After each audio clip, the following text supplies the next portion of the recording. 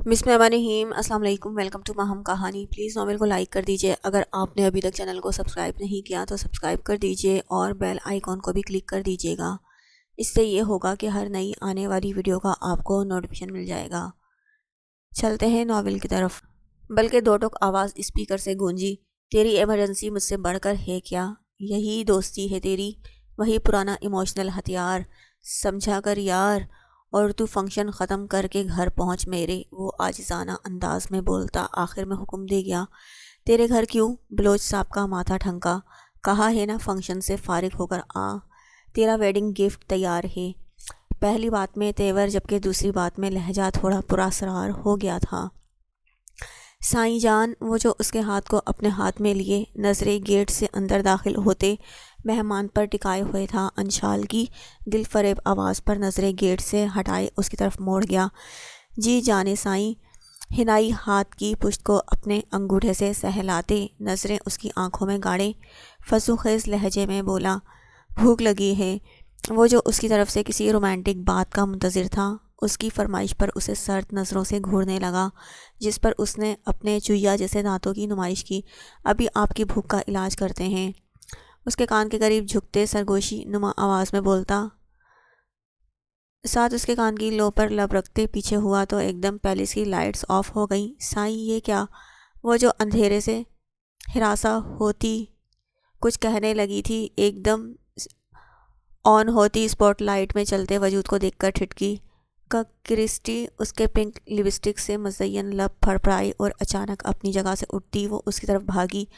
سفید پرشین بلی جس کی آنکھیں لائٹ میں حد سے زیادہ نیلی لگ رہی تھیں، گردن کے قریب گرے کلر کی چھوٹی سی بو باندھے سہج سہج کر چلتی وہ اس کی طرف بڑھ آ رہی تھی، مگر انشال کو اپنی طرف بھاگتا آتا دیکھ وہ بھی میاؤں میاؤں کرتی اس کی طرف تیزی سے بھاگتے جا کر اس کے سینے سے لگی۔ کرسٹی، ہماری کرسٹی، ہم نے بہت مس کیا تمہیں۔ اس کے چہرے کو دالہانہ انداز میں چومتی وہ غمگین ہو گئی تھی، جبکہ دونوں ہاتھ پشت پر باندھے اپنی معصوم بیوی کی کسی جانور کو لے کر بے انتہا محبت دیکھ کر وہ مسکرا رہا تھا۔ اس کا ری ایکشن اس کی سوچ کے برعکس آیا تھا۔ اب ہم تمہیں کہیں نہیں جانے دیں گے، اس کی گردن کے بال سہلاتے وہ نم لہجے میں بولی، جس پر کرسٹی بھی میاؤں میاؤں کرتے اس کے گال سے اپنے گال سہلانے لگی۔ وہاں موجود لوگ اشتیاق سے یہ منظر دیکھ رہے تھے، جبکہ کیمرہ مین یہ محبت بھرا منظر اپنے کیمروں میں قید کرتے جا رہے تھے۔ ساری محبت کرسٹی کے لیے، بابا کے لیے کچھ بھی نہیں۔ وہ جو کرسٹی میں گم تھی اپنے قریب سے ابھرتی جانی پہچانی آواز پر اس نے چونک کر سر اٹھایا تو اپنے سامنے وقاص صاحب کو کھڑے پایا، جو اپنے چہرے پر جہاں بھر کی محبت سموئے اپنی اکلوتی لاڈلی کو دیکھ رہے تھے۔ بابا، ہلکی سی آواز میں بولتی وہ جھٹ ان کے سینے سے لگی تو اتنے دن دوری کا کیا صبر چھلک پڑا تو سسکیوں سے رو پڑی۔ وہ جو اس کا ایک آنسو برداشت نہیں کر سکتا تھا، اب اسے یوں روتا چپ کر کے دیکھ رہا تھا، کیونکہ ابھی یہ اس کا اور اس کے بابا کا ٹائم تھا۔ بس میری جان، بابا آ گئے ہیں نا؟ اس کے سر پر ہاتھ پھیرتے اسے چپ کروانے کی کوشش کر رہے تھے، مگر وہ روئے چلے جا رہی تھی۔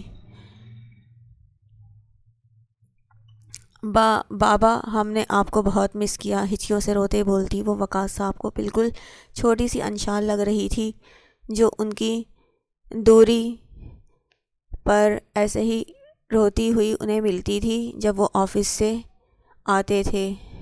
بابا کی جان، بابا نے بھی آپ کو بہت مس کیا۔ اس کی پیشانی چومتے وہ خود آپ دیدہ ہو گئے تھے۔ آپ دیدہ تو وہاں موجود سبھی ہو گئے تھے۔ چلو، لائٹس کے آن ہوتے ہی وہ اسے لیے اسٹیج کی طرف بڑھے۔ کیسے ہیں سر؟ وہ عارش کے آگے ہاتھ کرتے اپنے وہی پرانے جملہ دہرا گئے۔ الحمدللہ، آپ سنائیے کیسے ہیں سسر صاحب؟ ہاتھ ملانے کی جگہ وہ انہیں ہاتھ سے پکڑ کر گلے ملتے بولا تو ایک دم وقاص صاحب کی ہوائیاں اڑی عارش بلوچ کا یہ روپ دیکھ کر، مگر پھر جبراً مسکراتے بولے، شکر الحمدللہ۔ عارش بلوچ کا یہ روپ ان سے ہضم نہیں ہو رہا تھا، تبھی اسے چھوڑے وہ انشال کے ساتھ بیٹھ گئے اور اس کی گود میں کرسٹی بھی اپنے پورے حق سے براجمان ہو گئی تھی۔ ابے یہ کیا کر رہا ہے؟ دور کر اسے، لگ جائے گی۔ وہ صوفوں کی آڑ میں ہوا مسلسل اسے خود سے دور رہنے کی تلقین کر رہا تھا۔ تو نہیں بچے گا آج میرے ہاتھوں سے، آج آتش بلوچ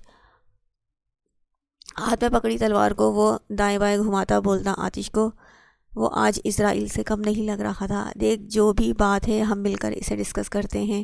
ابے دور کر کمینے اسے، میری تو ابھی شادی ہوئی ہے۔ وہ جو اسے تحمل سے بات کرنے کی کوشش کر رہا تھا ایک دم اسے نزدیک آتا دیکھ چلا اٹھا۔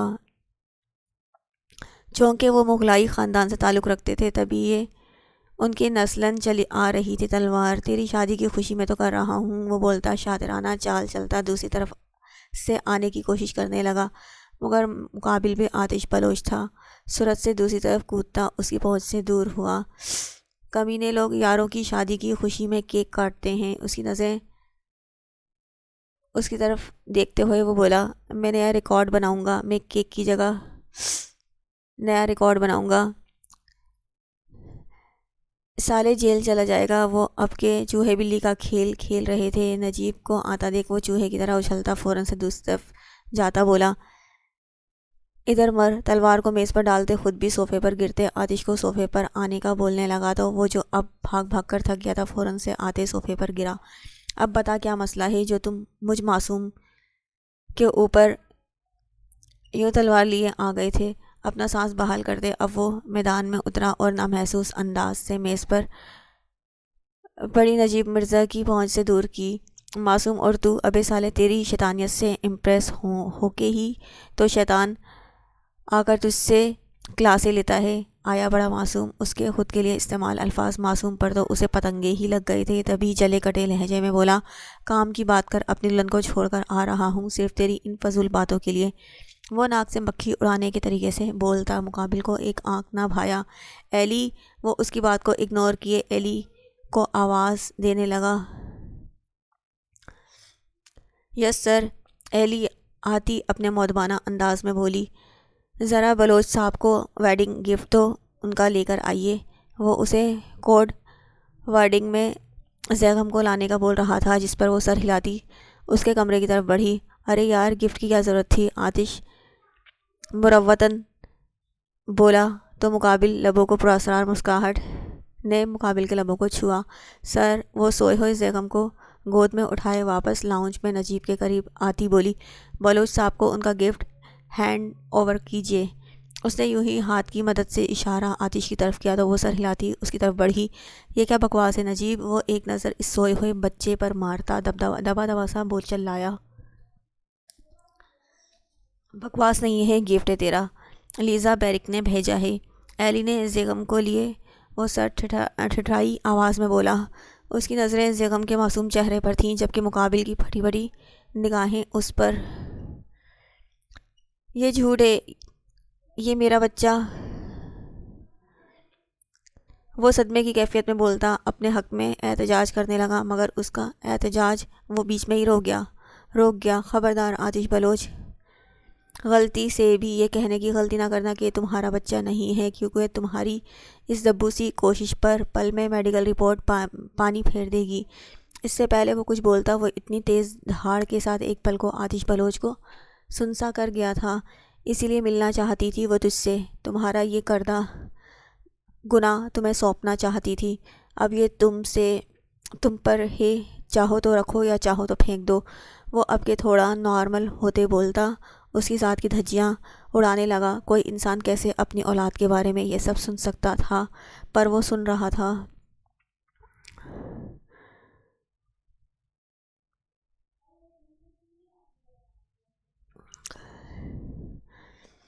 تمہیں اجازت ہے نجیب، چاہو تو رکھ لو چاہو تو پھینک دو۔ وہ نفرت بھری نگاہیں اس معصوم پر گاڑے تمہیں اجازت ہے نجیب، چاہو تو رکھ لو چاہو تو پھینک دو۔ وہ نفرت بھری نگاہیں اس معصوم پر گاڑے سنگ دلی کی انتہا کر گیا۔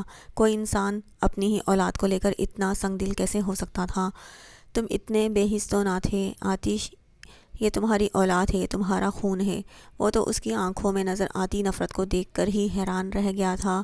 اولاد ہے پر ناجائز، اور ناجائز اولاد رکھ کر میں خود کو بابا سائیں اور لالا کی نظروں میں نہیں گرا سکتا۔ تم اسے کسی یتیم خانے میں چھوڑ آؤ۔ وہ بولتا جاتا سفاکیت کی انتہا کر رہا تھا، اور یہ بولتا وہ رکا نہیں تھا۔ کروفر سے اٹھتا بغیر ایک نظر اپنی اولاد کو دیکھے نکلتا چلا گیا، پیچھے اسے حیران و پریشان چھوڑ کر۔ جس اولاد کے لیے آج تیری آنکھوں اور لہجے میں نفرت ہے نا، کل اس سے ہی ملنے کے لیے تو مجھ سے بھیک مانگے گا، اور یہ میرا وعدہ ہے تجھ سے۔ اس کی چوڑی پشت کو دیکھتے اس نے اپنے دل میں عہد کیا تھا۔ آج موسم کافی سہانا تھا، شام کا وقت تھا، ٹھنڈی ہوائیں چل رہی تھیں۔ آج گرمی نے بھی تھوڑا ہاتھ ہولا رکھا ہوا تھا۔ ایسے میں گرمی کے ستائے لوگ پکنک پوائنٹ پر نکلے ہوئے تھے۔ کسی نے سمندر کا رخ کیا تو کسی نے فیملی پارک کا، تو کسی نے آئس کریم پارلر اور فالودہ ہاؤس کا، پر اس سب میں ہمارے شاہ ہاؤس والے اپنے وسیع لان میں کرسیاں ڈالے بیٹھے موسم انجوائے کر رہے تھے۔ آغا جان، یاسر شاہ، یاور شاہ اور بی جان کرسیوں پر، جبکہ ضامن، امریش، مازن اور پلوہ شاہ نیچے فلور کشن رکھے بیٹھے لوڈو کھیل رہے تھے۔ آج یحییٰ شاہ بھی باہر موجود تھے۔ فاطمہ شاہ اندر کچن میں پلوہ شاہ کے کہنے پر اس کے لیے فرینچ فرائز بنا رہی تھی، جبکہ آمنہ شاہ چائے میز پر اور بھی مختلف موسمی پکوان پڑے تھے۔ شاہ وہ جو اپنی باری کے بعد آنے والے نمبروں کا سوچ رہا تھا کہ کس طرح سے گوٹ چلا جائے۔ اپنے ساتھ بیٹھی اپنی پارٹنر کی آواز پر اس نے سر ترچھا کیے اسے دیکھا۔ اس نے مصروف انداز میں کہنے پر اکتفا کیا، جیسے اگر زیادہ بولا تو کہیں ہار نہ جائے۔ وہ دیکھیں اپیا کی گوٹ جا رہی ہے لیفٹ سائڈ سے۔ بالکل اس کے کان کے قریب جھکتے اس نے رازدارانہ انداز میں سرگوشی کی تو مقابل کی باچیں کھلی۔ شکریہ جان من، یہ گئی بھابھی آپ کی گوٹ۔ پری کے گال پر ہلکی سی انگلی پھیرتے وہ امریش کی گوٹ اٹھا کر اپنی گوٹ رکھتا بولا تو امریش کا منہ کھلا کا کھلا رہ گیا، کیونکہ یہ اس کی آخری گوٹ تھی، باقی سب بند تھی۔ اب اس کے بند ہونے سے اس کا توڑ بھی ٹوٹ گیا تھا۔ یہ چیٹنگ ہے مازن، تمہیں پری نے بتایا تھا نا؟ شاہ آپ بتائیں۔ وہ تو مانو رو دینے کے در پر تھی، تبھی اپنے ساتھ ضامن کو بھی گھسیٹ لیا۔ ہاں دیٹس ناٹ فیئر گڑیا، وہ سیدھا سیدھا پری سے مخاطب ہوا۔ پر مقابل بھی پلوہ شاہ تھی، کیسے وارے آتی؟ جی نہیں، ہم نے نہیں بتایا شاہ کو، بھلے سے آپ پوچھ لیں، ہم منہ اس طرف کر لیتے ہیں۔ وہ دونوں ہاتھ کمر پر ٹکائے میدان میں اتری، جبکہ آخری بات میں وہ اپنا منہ دوسری سمت موڑ گئی تاکہ وہ مازن سے اس کی بات کی تصدیق کر لے۔ جی لالا، پری نے نہیں بتایا مجھے۔ وہ تو اپنی منکوہا کی ایکٹنگ پر اش اش کر اٹھا تھا، تبھی اپنی امٹتی مسکراہٹ کو چھپائے بولا، چلو اسٹارٹ کرو پھر۔ ضامن اپنی گوٹ کے پٹ جانے کا غم مناتی امریش کو اپنے حصار میں لیے بولا تو ایک بار پھر سے گیم اسٹارٹ ہوا، اور اب کے باری پری کی تھی۔ پری یہ لو۔ مورے جان نے اس کے آگے فرینچ فرائز کی پلیٹ بڑھاتے کہا تو وہ جو اپنی باری چلنے لگی تھی فوراً سے ہاتھ روک گئی۔ تھینک یو مورے جان، you are the great, you are the best. اس کے بائیں گال کو چومتی وہ لاڈ کرنے کے انداز میں بولی، اور پلیٹ لیے دھپ سے مازن کے ساتھ بیٹھی۔ ارے واہ بہو، کیا پکوڑے بنائے ہیں تم نے تو اپنی بی جان کو بھی پیچھے چھوڑ دیا۔ آغا جان نے پکوڑے کھاتے شرارت سے بی جان کو دیکھتے آمنہ شاہ سے کہا تو وہ بھی مسکرا گئی۔